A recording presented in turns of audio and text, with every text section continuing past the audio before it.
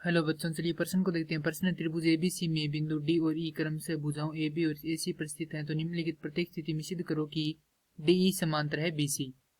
जहां पर A B बराबर 5.6 सेमी, ए डी बराबर 1.4 सेमी, ए सी बराबर 7.2 सेमी और ए ई बराबर 1.8 सेमी। तो प्रश्न को आगे हल करें उससे पहले जो प्रश्न की मुख्य अवधारणा है उस पर विचार कर लेते हैं। तो इस प्रश्न के लिए जो मुख्य अवधारणा है वह हो जाएगी थेल्स प्रमेय, अर्थात हम यहाँ पर यह देखेंगे थेल्स प्रमेय क्या होती है।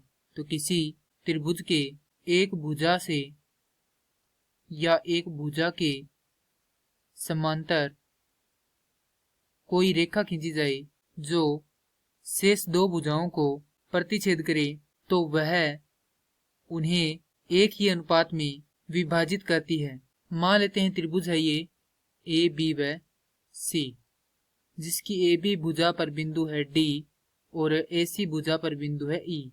डी व ई को मिलाते तो हमें एक रेखा प्राप्त होती है। हमें यह सिद्ध करना है कि डी ई समांतर है बीसी के। तो त्रिभुज ए बी सी में हमें मान दिया गया है, वह देखते हैं। मान है ए बी बराबर 5.6 सेमी, ए डी बराबर 1.4 सेमी। तो यहां से हम इन दोनों का अनुपात निकाल लेते हैं कि ए डी बटा ए बी बराबर होगा 1.4 बटा 5.6। काटेंगे तो ये कटेगा 4 बार, अर्थात 1.4 से ये एक बार कटेगा और ये कटेगा 4 बार। तो हमारे पास अनुपात आ जाएगा 1:4। तो ये आ जाएगी समीकरण संख्या 1। अब है AC का मान 7.2 और AE का मान 1.8 सेमी। तो इनका भी अनुपात निकालेंगे तो इनका अनुपात होगा AE बटा AC बराबर 1.8 बटा 7.2। इन्हें भी काटेंगे तो अनुपात आएगा 1/4। तो ये आ जाएगी समीकरण संख्या 2। क्योंकि यहाँ पर भी 1/4 और यहाँ पर भी 1/4 है, तो समीकरण 1 व 2 से हम लिख सकते हैं।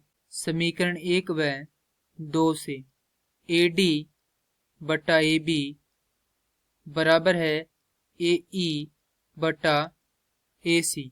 चूंकि ये बराबर है तो यहाँ से हम लिख सकते हैं कि DE समांतर है BC के। किसके अनुसार? थेल्स प्रमेय से। और यही हमें सिद्ध करना था। मैं आशा करता हूं कि यह प्रश्न आपको समझ में आया होगा। धन्यवाद।